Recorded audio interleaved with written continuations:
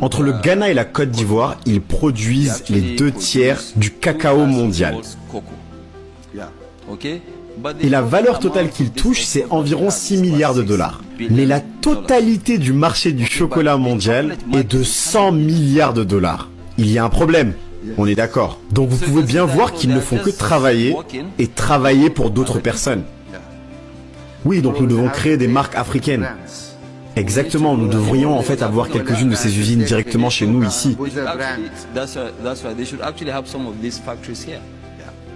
Mais nous devons créer une marque pour pouvoir vendre à Carrefour, Marks & Spencer, etc.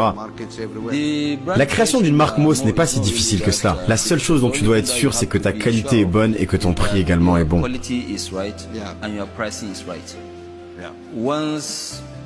Une fois que tu as ça, personne ne regarde là où ça a été manufacturé. Parce que vous savez, la majorité des chaussures que vous achetez en Italie ne sont pas fabriquées en Italie. Et spécialement aux États-Unis, par exemple. Oui, les États-Unis ont arrêté de fabriquer. Ils se sont dit, la Chine fait tout maintenant, nous on achète. Vous savez, le riz au Nigeria, avant nous avions l'habitude de seulement faire une seule récolte par an. Et maintenant nous en faisons deux. Nous avions l'habitude d'avoir 1-2 tonnes par hectare. Et maintenant nous avons des variétés que nous avons importées qui nous permettent d'avoir jusqu'à 8 tonnes par hectare. Donc une fois que vous avez tout ça, justement, cela va permettre de se rendre compte que l'agriculture, ce n'est pas un business pour pauvres.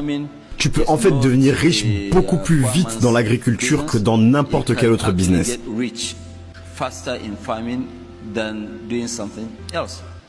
Si jamais vous regardez bien, aujourd'hui nous avons beaucoup de fertilisants que nous avions l'habitude d'importer. Donc ces types de fertilisants, maintenant nous avons des laboratoires que nous allons pouvoir tester et qui vont pouvoir te dire de quel type de fertilisant tu as besoin. Aujourd'hui, les gens utilisent le même fertilisant pour le haricot, pour le riz, pour le sucre. Donc ils ne différencient pas et en plus cela inclut le type de sol que tu as. Donc ils perdent de la performance. Pourquoi est-ce que dans ce cas vous ne créerez pas une sorte de guide pour pouvoir le faire? Vous êtes un expert dans le secteur de ce que je vois. Aidez-nous, autres pays africains, à apprécier la manière de le faire bien. Parce que nous avons besoin de repliquer ce que vous avez fait là-bas. Ou est-ce que vous voulez tout faire tout seul? Non, pas du tout. Dans ces cas-là, pourquoi est-ce que vous ne nous donnez pas les moyens de pouvoir dire aux gens, voilà comment est-ce qu'il faut le faire? Eh bien, Mo, vous savez, quand vous regardez bien, c'est pour cela que je voyage énormément dans différentes zones.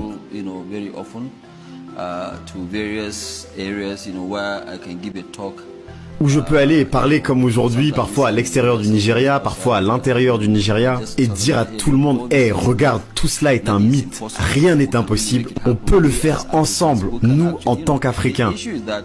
Tout d'abord, ce que nous devons comprendre, c'est que dans tous les pays du monde, que ce soit la Corée du Sud, le Japon, les US,